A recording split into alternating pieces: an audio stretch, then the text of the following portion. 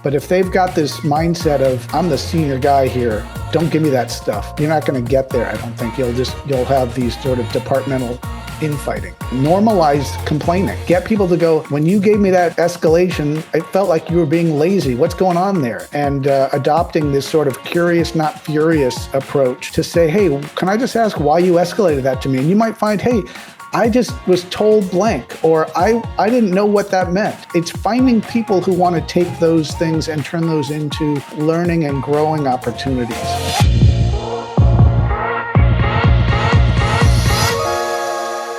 So we're back with another MSP Success, My First Million podcast. I'm your host, Rob Patterson. I'm here today with Harold Mann, president of Mann Consulting. Mann is a San Francisco-based technology consulting firm in business since 1991. Privately held and family-owned, Mann Consultants support thousands of small business pros throughout the United States with a group of talented, certified, kind, and patient people. Harold, welcome to the show. Thank you. Nice to see you. It's great to have you here. We got 33 years in business, over $6 million in revenue, servicing over 200 SMBs a year. You want to just start briefly, take me back to the beginning. What got you into all this? What was it? Sure, the AOL discs? Was it the AOL discs that made you feel like you had to get in? I'm thinking about how many times AOL said, AOL will never ask you for your password. I don't know if you remember those days, but they went to great lengths to try and make sure that they weren't getting spoofed, which, if you think about it, was really early on to be that vigilant about cybersecurity. For sure. Thanks for having me. As I like to tell people, the first 30 years were the hardest, and the last few have been easy. My career found me. I was a IT guy at an ad agency, and I just found that I enjoyed helping people and decided to strike out on my own. No business plan, no real revenue projections. Just enjoyed helping people, and that sort of naive desire to be a resource to people and just saying yes when people said, hey, can you do this? Back then it was easier because so few customers knew what they were buying. So all you had to know was a little bit more than them. And it was great. I just kept saying yes and yes and yes, and then hiring some people and make a lot of mistakes and lose some great people along the way and make more mistakes and then just make more good decisions than bad ones, I guess.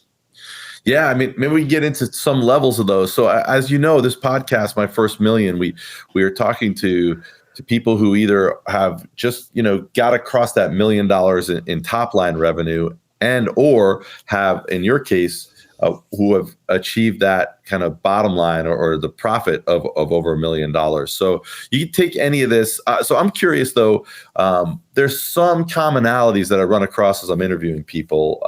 One of the things that comes up is that, actually, I just talked to someone yesterday who's like, they incorporated their business, and as they were like walking out of the clerk's office, somebody called and was like, hey, an IT guy, and they had their first big customer.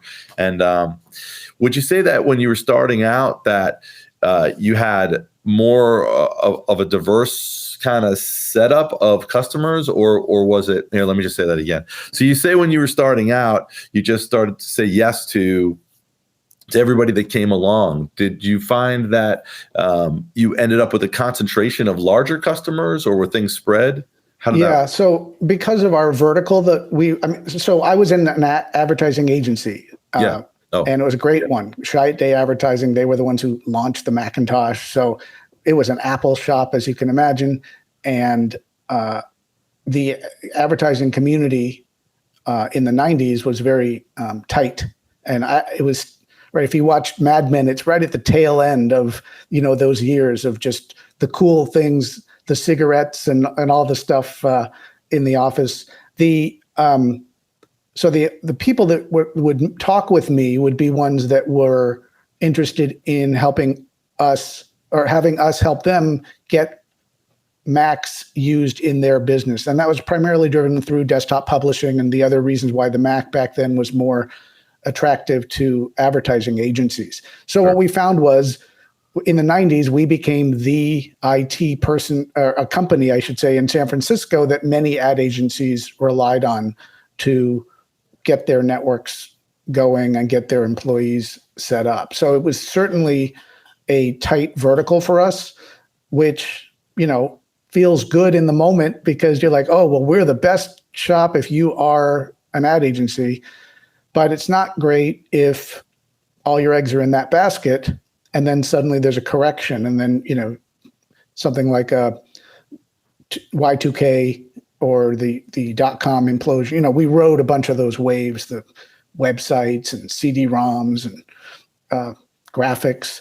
But I would say, we definitely had a strong concentration. And then we felt the downside of that as we were growing when one of our largest clients, huge client for us, decided they were going to bring things in-house. And it was not something we had really prepared for. So what kind of impact did that have on how deep were you into this journey at that point, actually? Yeah, I can't remember exactly what year it was. It was probably just prior to 2000, if I were to guess. But it was one of those, it was 40% of our revenue, maybe even 45%. It was a whale. And then we get the call, hey, by the way, we'd like to stop. We'd like to take you up on your no rating fee for 3 of your employees. And so in that one phone call, I lost 3 great people and 1 huge client. Looking back on it, I don't remember. I guess I was just like, oh man, I don't remember being stunned. I don't remember being furious. I guess maybe because that big check paying us for all those 3 people, was like, oh, well, that's a big check, but it wasn't fun. But ever since then, my most important graph that I look at the end of the year, it's not even top line. It's a chart I have, which looks like this. It's ratcheting down over the years, which is the percentage of our revenue that our top 20 clients make. So no one client of ours is typically more than double digits. So our largest client would be under 10% of our revenue, and then small, but going down from there. So that's been huge for me because that's one of those, like, I don't ever want to have to worry or stay up at night worrying if that one client goes away, what happens to our company? Yeah, I think that's great advice. I mean, so obviously you learned it, I guess, the hard way, you'd say, but that was a shift in your thinking. I'm curious. You mentioned that they were able to take with them 3 employees. Did anything change in any of your agreements or your thinking after that? And in terms of very good question. Very good question. It certainly, I think, created a desire for me to decentralize more of the business. So previously, we would have been really just sort of letting members of our team just run certain client relationships. The old adage, hire great people and stay out of their way. Well, I was certainly staying out of their way. And if you stay out of their way too much, then you create an environment where they're wondering, well, what are we actually getting out of this company other than just getting our paycheck from them? I mean, it feels like their customer is their client, is their employer, not their employer. So we decentralized a lot, and we separated more of the administrative and scheduling and ordering and a lot of logistics, and then enabled our professional team to focus more on just doing what they do, the technical work. So that decision created a lot more somewhat siloed approach, more departmental, which can make for a really poor customer experience if you're not careful.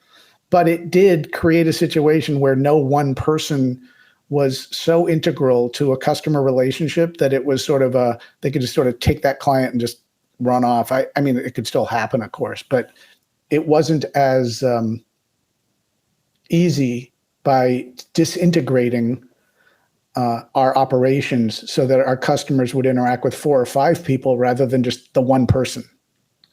Yeah, that's interesting because just listening to that, it's almost like it had the same effect on both topics there in a way that you wanted to spread the risk in a way of saying that, just a different view of the kind of the same coin, right? Yeah, that's a good way of looking at it. As a matter of fact, it was the risk of concentrated revenue, and it was the risk of concentrated brain power.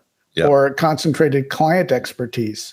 So we moved to a much different model. And I said to myself, I'd like to do as much business with as many customers as possible, even if it's a tiny bit. So we want to do a little bit of work with a ton of companies, which is a very different approach than a lot of MSPs take, which is to sort of want to get the maximum sort of dollars per employee per month in terms of coverage, or to maximize the revenue opportunity. But what I found is by doing as little as possible, then it gave us the chance to just maintain a long relationship with these companies. And in doing so, I think it gave us more opportunities to maintain relationships with the employees at those companies. So as you diversified your customer base and you have over 200 SMBs that you service, how do you kind of maintain that relationship, or make sure that you've got a good handle on churn or retention? Yeah, as you can imagine, we're a small business. We're under 20 people, and we have thousands of end customers that we support. So I was humbled early on with a very mild-mannered client named Chris, who was just the sweetest guy, real soft-spoken. And he said, "Hey, would you maybe be willing to help me at my company?" And that ended up being I don't know, $6-7 million relationship. But the key point that I learned there was that one person, even though they were super quiet and mild and didn't present as by the way, I got a huge opportunity to put in front of you. It was just one of these very low-key things. And so it taught me, you never know where that next client is coming from. And so what I do now is I want to make sure that, and I've been making sure by watching our inbox daily, that each customer, regardless of how big or small they are as a company, has an excellent customer service experience. It would be very easy for us to just focus on the high value ones, focus on the VIPs. But I think if you treat every client as a potential intro to a huge opportunity, then it changes your approach. It changes how you deliver your service. Robin's always talking about lead gen and creating leads and getting leads. If you think about the old Willy Wonka movie, Charlie wasn't a particularly high value prospect, right? He's in this tiny home. They're all 6 people sleeping in a bed. So if you were to do a qualified lead, Charlie was not a qualified lead. And yet he ended up being a very high value, marketing prospect by the end of it, because he had the factory. Oh, sorry, that's a spoiler. If anybody hasn't seen the movie. Oh, you blew it now for us. The point is, we spent a lot of time talking about qualified leads, and all the work. And I would argue perhaps there's an alternative thought, which is you never know, right? You never know. So I look at a 30-person company not as one client. I look at it as 30 clients. They all just happen to be at that one company at the moment. And so what that means is, to answer your question, we meticulously try to make sure each of them has a good brand experience. Follow up with them. Is there anything we could have done better? Net promoter score, all those things to try and initiatives to try and make sure we're not missing out. What I learned early on was that fixing a screw up gives you a better opportunity to keep that customer for life than just delivering average or mediocre service. Yeah, I think there's a lot of insight in there. I would agree that, I'd say there are always parallel or multiple strategies to that whole, marketing outreach, and cultivating your base in different ways is certainly a way to maximize the value. And so something that this makes me want to ask is, you said you have about 17 staff and you have thousands of endpoints and hundreds of companies, and that you try to decentralize to some extent the support. Do you have a strong account management layer, or how do you handle that part of the relationship? It's a constant effort, and I spend a lot of time focused on operations. I don't go and meet with a lot of customers anymore. I'm constantly trying to figure out how can we deliver reliable, consistent service in a way that's going to be to deliver the quality. And I look at, brands that do this at scale, right? When you go into a Chipotle or a McDonald's, you know what you're going to get. And so I think the reliability and the consistency, if you focus on your service delivery that way, and make it, just a magnifying glass onto each thing, is there something that Bob is doing that Mary isn't doing? Or is there something that Phil is doing that Jeremy isn't doing? If you create those situations where your brand, where they go, hey, how is it with that IT firm? Well, I say, well, ask for Rob. You don't want them to ask for Rob. Yeah. That might be great for Rob, but that's what they're really saying is it depends on who you get. Or Rob's coworkers aren't as diligent as he is. So we're actually meticulous about things like, Rob, you can't stay late at a client, even if they want you to, because I can't ensure that your colleague is going to be able to do that because they got to commute. Or Rob, you can't give them your mobile phone and have them call you on a weekend because Peter shouldn't have to do that because he's got a kid at home, or whatever the reasons are. Yeah. So creating consistency on service delivery, I think, helps customers worry less and have to do less sort of selection. And they can just say, you know what, whoever you get from Mann Consulting is going to be good.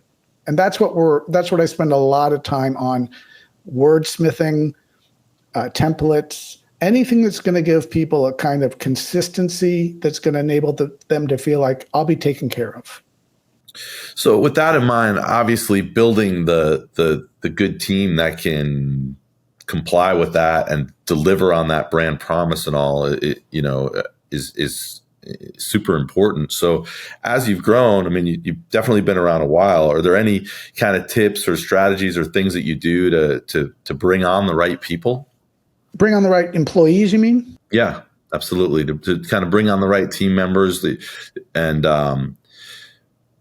what does that look like? You've definitely had some experience over time trying to find those people and put them into the places. Is there any advice you give? We certainly hire kind people. So we've had to turn away some really brilliant people who are just not kind. That's impacted our talent pipeline a little bit.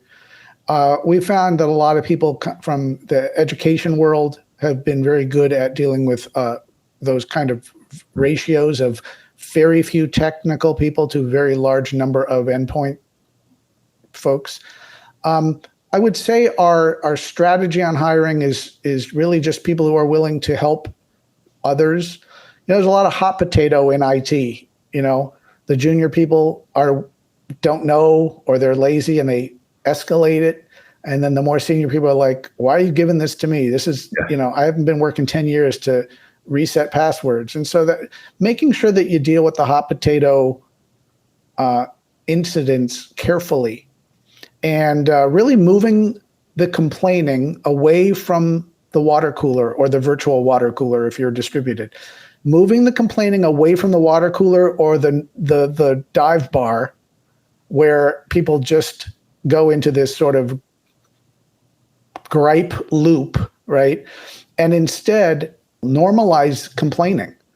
Get people to go, hey man, when you gave me that escalation, I felt like you were being lazy. What's going on there? And adopting this sort of curious, not furious approach to say, hey, can I just ask why you escalated that to me? And you might find, hey, I just was told blank, or I didn't know what that meant.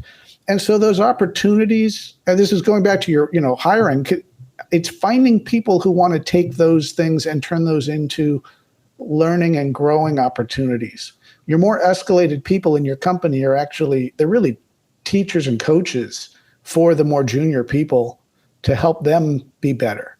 But if they've got this mindset of, hey man, I'm the senior guy here, don't give me that stuff, you're not going to get there. I don't think you'll have these sort of departmental infighting. Yeah, so it sounds like the primary driver of things is that company culture and that type of person you're looking for, more than specific skill set technically, or would you say or how does that fit into the balance? Because you need people who can actually have the chops, right? Also, but You certainly need to have good people, and we've been fortunate to find just some amazing people. And once you have that, then you're going to attract more people like that because they're going to work with good folks. But I do think the culture piece is one that you can't fix by simply putting a poster of a bald eagle on the wall that has a fancy adjective and say, okay, well, that's our culture. I think you really have to sweat the stuff. And I meet with 2 managers every other week, I think, maybe it's once a month. And all we do is we go through all of the tickets that were flagged as annoying, internally annoying, meaning it pissed somebody off. And we just work it through and we figure out what happened here. Because the cool thing about zeroing in on those complaints on your team is there's truth in there. It's that person's truth. It might be out of ignorance. It might be out of training. It might be that they're just a bad egg, but usually there's some truth behind it. And if you zero in on that and figure out, oh, I get why they did that. Yeah. And you see it from everybody's perspective, then you have a better chance of figuring it out. And in some cases, it means you just got to part ways with folks who just don't want to help each other. But I actually believe people want to help. IT people aren't just particularly good at communicating some of those things. And they're pretty terse, and they prefer to maybe interact over a command line interface or a Teams chat rather than face-to-face. So that's another challenge that we work on. Culture is something you got to really work on when you got a distributed team too. And so that was obviously exacerbated with the pandemic. Yeah. So everybody take a note out there. You can't just hang the bald eagle courage poster on the wall and then boom, you've got a courageous culture. Noted for that. Hey, what do you think? Just shifting up a little here.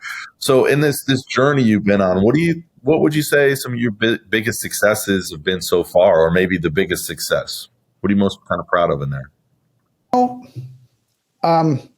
I'm reminded of the times I've driven back to my office after a client meeting, and in the passenger seat of my car is the signed agreement. And I'm reminded of how little joy that gave me. And it's not because I don't like winning the business or getting a new client or getting a big, account. It's that the joy I got was in driving by a business and seeing a customer that I've never met before that just hired us because of our reputation. That kind of more, I guess it's kind of passive income, if you will, but that kind of building a brand that is bigger than you and that what you can do with your own hands or with what you can do within 40 hours or 80 hours a week. I think building something that is bigger than you is very rewarding to me. So all of my enjoyment is actually in the rearview mirror. So our first million, my brother and I used to do a little thing where we would do a little dance every time we got I think it was a $10,000 check. For a $10,000 check would arrive. My brother, he's my co-founder. We'd hold it up and we do this little jig. And then over the years, we had to change that up because we got a lot of those. So I think we moved it to 100,000. I don't think we don't have $1 million dance yet, but that would be nice. But the $1 million thing, that was a celebration in the rearview mirror. It wasn't like we had been very goal oriented or say, okay, let's get to that. I applaud people for setting those goals. I think it is a good thing. I think it forces you to do things. But I didn't do it. I was fortunate to be in a very dense market, San Francisco Bay Area, where there were just tons of companies that would be calling us. So we didn't have a sales team. We didn't have a marketing outreach for many, many years. We were very passive about our growth. We just happened to be fortunate to be in a very challenging but dense growing area. Now, has anything changed with that perspective, where you are now? Like, what do you have? What are your future goals? Yeah, so our future goals are to continue to be able to scale without sacrificing quality. We want to make sure that we continue to make an excellent growth path for the people who work with us, but we want to deliver service that is so good that we don't have to beg and plead with people to try it. We want it to be so good that people just know, oh, yeah, talk to this person. So that 30-person client that I mentioned before, which I consider to be 30 clients, building those relationships with them. Did we do a good job? Congratulations on your baby. I'm so sorry your husband passed away. Whatever it is, right? Whatever those connections are that we make, making those with as many people authentically, and then maintaining those relationships wherever they happen to go in their career. I do still believe that if you do that right, that they are your sales team and they will you can cut the line by them saying, oh, just work with them. They're a friend of Bob's. Yeah, they're good. Work with them. You just leapfrog the whole RFP and leapfrog the whole process. Yeah. Hey, you mentioned your brother. You work with your brother. I've had some different people I've interviewed who had. I'm just curious on that perspective. Has that been? How many brothers? One brother. 3 words: separate your responsibilities. If you do that, it's all good. If you don't, it's a nightmare. We fought pretty hard first 3 or 4 years of the business, and then we focused on things that each of us did well, and it's been wonderful. Most people say to me, "Oh, I could never work with a sibling." You got to just treat them with respect and not assume just because you happen to spend the first 18 years of your life in the same dwelling with them that you know them. But separate your responsibilities. Don't think that each of you has to do the same things, because then you're just going to fight constantly. Yeah. Would you say that same logic would apply to, I guess, if you started out early with a partner, even not a family member? I see so many partnerships start off with good intentions, but they're not structurally sound. Just because you like having a beer with somebody doesn't mean they should be your business partner. You just need to really identify what is it that you're going to be doing, what is it that I'm going to be doing. And the fact that we like each other is shockingly irrelevant to of course you want to be friends, but that should not be the foundation of a business. The foundation of a business should be, what are we going to build that's going to have value that people are going to be willing to pay for? And what are you going to do and what am I going to do to make that happen? Do you think your focus on brand and the experience is shaped in any way by where you're located and some of those major brands kind of around you? Or do you think this is something that just is, from your perspective, just how you've, something? Yeah, we've been fortunate to pay a ton more in salaries and in rent and in everything to be in the market we're in. I just happen to be from the Bay Area, which is why we are here. Mm-hmm. That's where we started. It's where my family is. But once COVID happens and people sort of move all over, now suddenly we really need to be marketing more nationally. And now we are in a much bigger playing field, which is why I'm doing way more in the industry now with MSP events and marketing efforts, because it is much harder when you are in a less dense area. And so we're definitely learning a lot. We used to brag a lot. Oh, we don't have a salesperson, or we don't do much marketing. Right. In hindsight, we should have been doing that at the very beginning and starting that flywheel and just cranking that engine. So now we're sort of playing catch up, and most people will be like, well, you're doing great. You're, over 5 million in revenue. Yeah, but we don't have our marketing chops fully dialed in. So we're a little late to that game, but it is worth investment. So if I was talking to someone who wants to make their first million, figure out that flywheel, make that marketing investment early on. Make sure you got something of value. Don't just sort of send out the same thing everybody else is sending out. But definitely figure out how you're going to have that conversation with prospects. Because I'll tell you, Rob, you were asking me about sort of, the things, the celebrations. The thing that gives me the most joy, besides the, anonymity about a client, would be when a client or a prospect responds on the 13th or 14th touch point in a journey. Because I know that someone else has bailed out on trying to contact them 10 times or 11 times. But when my 13th or 14th touch point gets them to go, okay, let's have a meeting, it's the best feeling in the world, because you've earned it by that point. Yeah, for sure. I mean, I think that's incredible advice. Especially, I think you do have this situation where you had this kind of ready source of leads all the time, which as you say, was, not something that everybody experiences. But I've talked to people at different levels of engagement and different types of communities, and with different strategies going into their business. And it, for the most part, you start off, you're doing the tech, and I feel like the businesses that figure out the earliest that they have to focus on sales and marketing, even if they love the tech, are the ones that really grow. And it's interesting to hear you say at the place where you are that you kind of have to go back now and get that flywheel going, or you had to go back, even though you have great success to this point, through other. Yeah, it's a tricky thing. There's so much talk about working on the business and not in the business and lifestyle. And IT people don't get attracted to the IT profession because of all the things you just mentioned.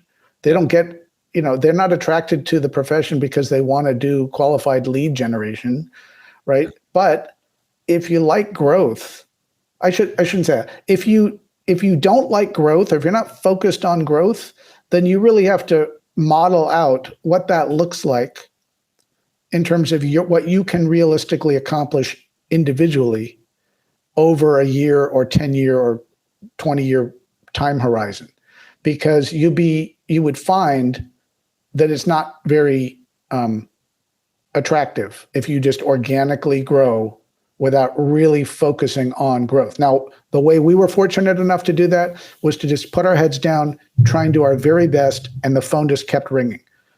But that was because we were in a dense area, I think. I don't think that's because of that we're just, the most amazing IT company. So if you're not going to be in a very dense area, then you have to figure out, okay, what are we going to do that is special? And it might just be personal service. Maybe they can call you at 10 p.m. Maybe you'll come over on a Saturday. But if it's not going to be that, if you're going to really focus on growth, then you got to think about, okay, well, every minute I'm plugging in an Ethernet cable or an access point, I'm not growing my business. I'm simply delivering service. And there's a ceiling on what you can realistically do with that mindset. Yeah, that's a great point. Hey, I wanted to ask you, family came up a couple times in here. I'm curious, I guess you could take it from both points, starting out and now where you are. Did you put much of an emphasis on work-life balance? I've heard some people say, there is no work-life balance when you start. And then other people they're like, no, they figured it out. They cordoned it off somehow. What's your take on that? Yeah, I think, well, first of all, if you love what you do, that is a much blurrier line, right? So if you love what you do, then you should not feel, I wouldn't be preoccupied about making sure that my work-life balance. Obviously, if you got family and you got kids, once I got kids, I was flying to LA for client work weekly. Once my first kid arrived, I stayed home. I said, I'm not going to go down to LA regularly. We turned down tons of business in Hollywood because I just wanted to be close to my kids. But I think the whole concept of sort of turning off or being away from work, for some people, they need to do that for their mental health or for their relationship. I feel better when I'm on holiday. If I'm in Europe, I feel better at 7 p.m. or 8 or 9 p.m. in Europe doing some work while the West Coast or East Coast is sort of busy. And it's brutal taking a travel to Hawaii, because when I'm awake, it's, they're not, or the hours just don't work out, as well with the time zone. But I like what I do. So I like being connected. But if you got little ones or a relationship that you're not, putting time into, yeah, that can be problematic. So I would say definitely prioritizing, yourself, your family, your company, and then your customers. That is a key inverted pyramid in terms of prioritization. But I put yourself even above your family.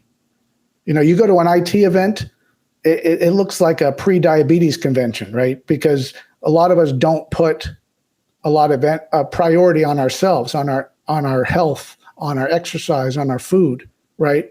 We end up just eating when we get a chance to. So as a company, I'll tell you this, if you got employees and they say things like, I worked through lunch, that's not a good thing. That's not to brag about. As a matter of fact, their manager should say, you got to take lunch. So putting yourself first and then putting your family just after that, then your coworkers, then your customers actually gives you a better shot in the long term to deliver great service than the old customer is always right or put the customer first mindset. That is corrosive to your well-being.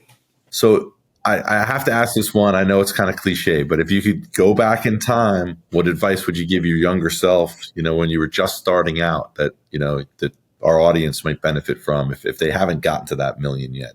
I think it's a great question. I don't think it's too, it is cliche, but I think it's really important. I think everything that well, first of all, playing the long game. If you play the long game, it's remarkable how good things can be, but you got to be super patient, right? What's that old song? I want to be a millionaire so friggin' bad. Or is it? Yeah. You gotta get rich slow, and you'll have a better shot at it than trying to do a get rich quick. So same thing. Like if there's something that you feel like you're just eager, like I want to get this client and I need to get them in the next 5 months. Don't worry about 5 months. Suppose there's this one person at a client that doesn't want to work with you. That's fine. Wait till they leave. They might only stay there a few years. If you've got a 5-year mindset, then you can get that client. You just got to wait for that person to leave. So I think I would have told myself, just be patient. And it's very hard to tell a younger person that because we're so impatient. We want it right now. But if you play the long game, it pays off. Same thing with investing, right? Just stay in the market, and over time, those assets will appreciate. So stay in the market with your customers, build those relationships. Yeah, they might not sign up for a $100,000 Microsoft account in the next 2 years, but maybe that person goes to another company and then they call you because you had such a good relationship with them. So have the relationship with these people wherever they are in their journey. The old Zig Ziglar line, you can get what you want by helping others get what they want. Yep. And I'm a big proponent of that. That's what I would have told myself earlier. Just be patient. That's great advice. Do you have any final thoughts? Anything that I didn't cover here that you want this community to know? Well, obviously there's a lot of marketing challenges out there, and I liken marketing to sort of like a golf game. It's very expensive. Most people suck at it. If you make a couple of key changes to your swing, it can radically change your game. And so we spend a lot of time just trying to figure out what's a small adjustment we can make. What's a word change we can make that might help deliver our message better. I think that's what we are focused on right now personally. And I'd say my parting thought would just be if you're a shop that is PC focused and you're getting a lot of Mac questions, we love partnering up with MSPs to deliver service. They're welcome to private label what we do. We've got a lot of automation that we deliver. We happen to be experts at Mac. It's just something we do well. But we love partnering up with IT firms. And I will let you know when I finish the book that I'm writing, but it may be a few more years. All right, you're going to be patient on that. I think, Harold, it's been really great talking with you. When we opened this up, we were talking about that you have a group of talented, certified, kind, and patient people that work with your customers. And at least from what I can tell here in this conversation, it seems that stems from the top. So it's really been a pleasure talking with you today. Thank you, Rob. I enjoyed it. I really enjoy your podcast. I know it's early on in the process, but I think it's a great thing for people to strive to hit that first million and then keep going. Excellent. All right. Thanks so much. Thank you.